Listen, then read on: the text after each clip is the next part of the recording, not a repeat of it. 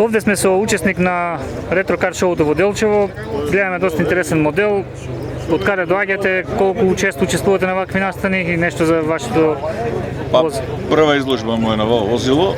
Ние сме Штип. Иначе возилото е 6 цилиндра. Марка? Марка Volvo, али машината е Volkswagen. 6 цилиндра, таа легендарна, мислам, легендарната Volkswagenова машина. Така. Иначе е многу очувано возилото.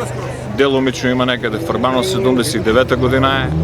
Често ли се користи во секојдневна употреба или само за вакви Не, настани? само за изложби. Чуваме. И ретко одем и на изложби. Не, мора да биде во какво суво време за да се излезе.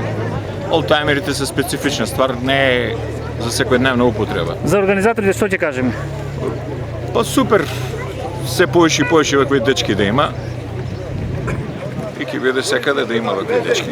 Ќе биде убаво. Супер. И масовност ќе биде поголема и се. Благодари. Поздрав.